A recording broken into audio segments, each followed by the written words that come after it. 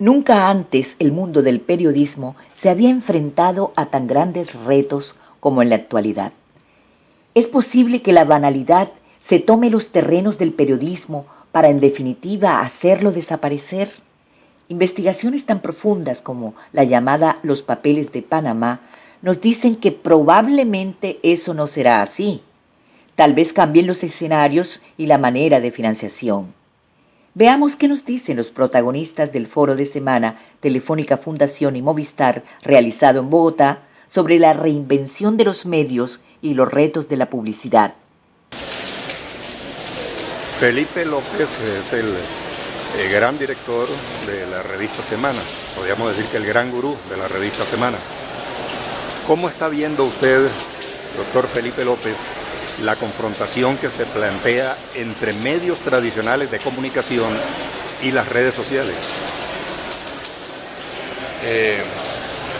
Yo en el fondo soy un poco pesimista, porque el Internet en el fondo se convirtió en el verdugo de muchos medios tradicionales, con excepción de algunos medios globales como el New York Times, el Financial Times y el Wall Street Journal.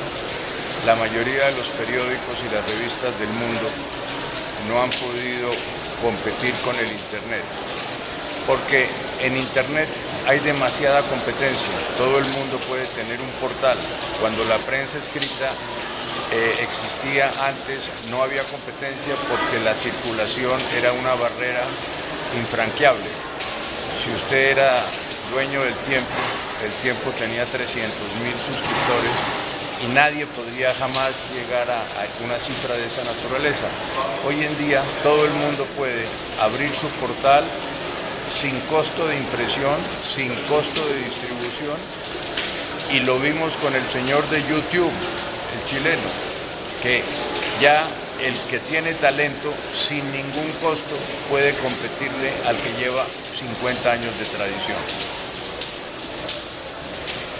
Entonces vamos a perder esa pelea. Pues lo que digo, nunca va a haber lo mismo que vimos en el pasado, que es que los medios de televisión eran tan importantes como negocios como la cerveza, como los bancos. Los medios de comunicación van a ser negocios que requieren subsidio del Estado o de alguien para poder seguir cumpliendo su función de informar. Y es, como digo, es simplemente una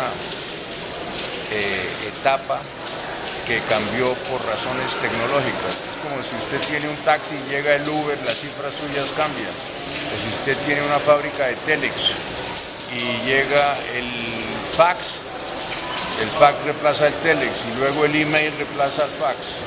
Entonces, cuando uno está enfrentado a un progreso tecnológico, es poco lo que uno puede hacer, pero yo estoy convencido de que el contenido siempre será rey. Por lo tanto, mientras mantengamos nuestro contenido, alguien lo querrá leer. La discusión sobre si el contenido es rey, yo estoy totalmente de acuerdo desde un punto de vista moral. Yo no estoy tan seguro desde un punto de vista de mercado. Y ahí es donde está el problema. Porque el problema es si la gente está valorando y está dispuesta a pagar la calidad de esos contenidos.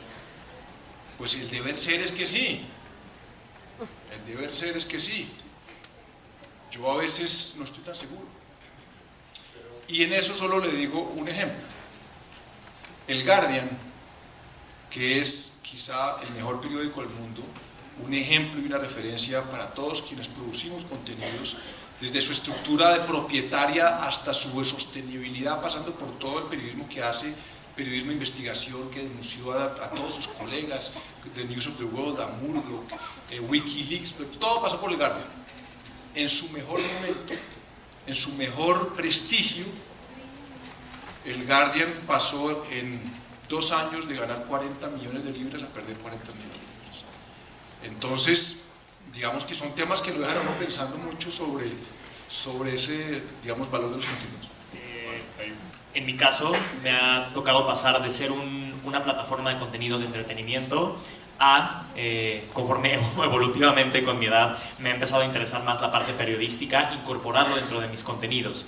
Entonces, en mi caso ha sido una fusión entre cómo puedo seguir hablando con un tono jovial, cómo puedo seguir hablando de temas que le interesen a mi audiencia, que no sean, que sí puedo hablar de temas serios, pero depende obviamente del empaque en el que se los estoy dando. Entonces ahí es un tema mucho más fuerte porque me tengo que poner a revisar el contenido y a mezclar el contenido lo doble que normalmente diría, bueno, voy a escribir tal crónica o voy a hacer tal reportaje, voy a sacar información acerca de un tema. No, ahora me toca sentarme y pensar exactamente en la audiencia y específicamente saber mi target.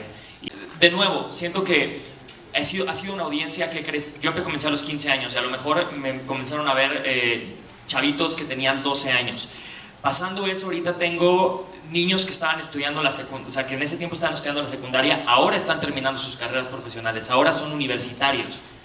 Entonces, creo que esa ha sido la manera de conectar con ellos, el hecho de que a mí también me han visto crecer. A mí me vieron crecer desde que estaba terminando la preparatoria hasta ahorita que estoy parado en este escenario y que si yo pongo una foto y la inmediatez que me dan las redes sociales, si yo pongo una foto ahorita en Twitter y les estoy diciendo, estoy dando una conferencia acerca de la labor de los youtubers, los chicos que están en la universidad lo entienden y dicen, hey, ese es un camino profesional, o sea, él ha crecido su carrera, yo también puedo crecer mi carrera, yo también puedo profesionalizarme, yo también puedo llegar a donde quiera llegar o cumplir mis sueños. Entonces, sonará muy poético y romántico, pero creo que eso es lo que te genera el engagement con la gente, que les está hablando una persona y que es una persona que tiene cambios y no tiene una estructura sólida y que esa figura pública no se va a quedar siendo la misma figura pública todo el tiempo, sino que además de eso yo les muestro cuestiones de mi vida personal, que si me interesa muchísimo la parte de la cultura o si me interesa mucho comunicarles acerca del cambio climático, pues en este caso yo soy vegetariano y me encanta practicar cosas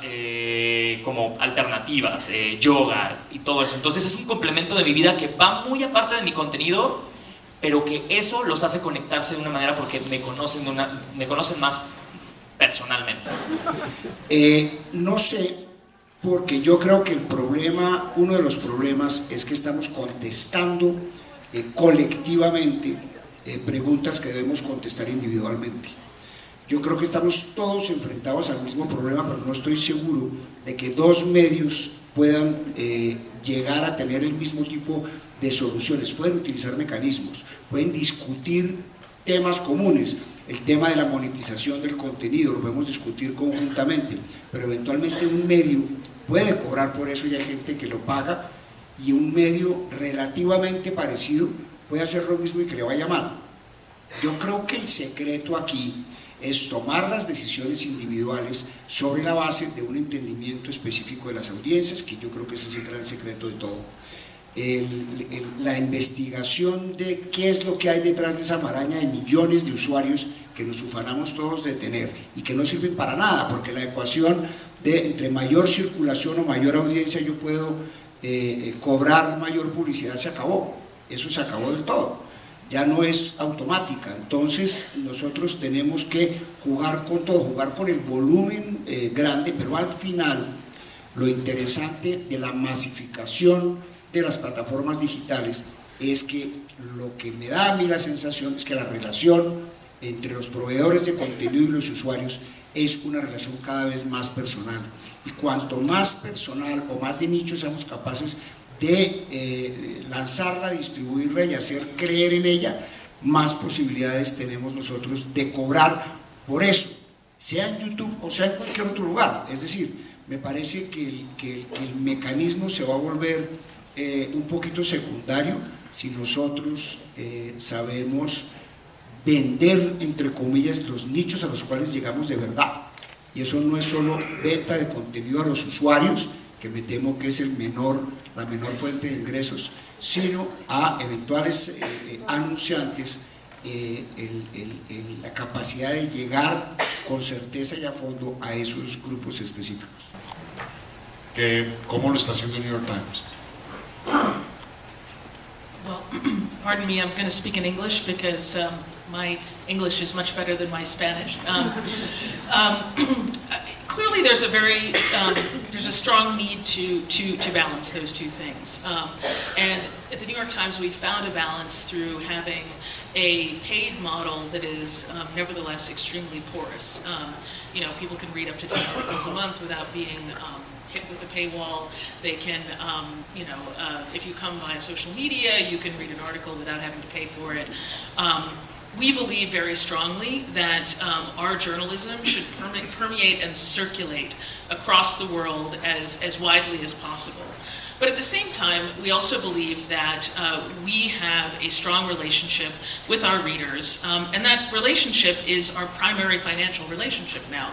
With the announcement of our Path Forward, which was the document that was released last year, to lay out the strategy to double digital revenue from 400 million to 800 million by 2020, our corporate leadership made it very clear that the New York Times is a subscription organization first.